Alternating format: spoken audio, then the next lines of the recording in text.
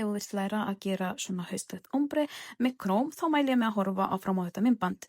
Ég byggði negluna með Cover Fill Hard og svo seti ég Sense Matte Top Coat og ég kjúraði það í 30 sekúndur inn í lampa.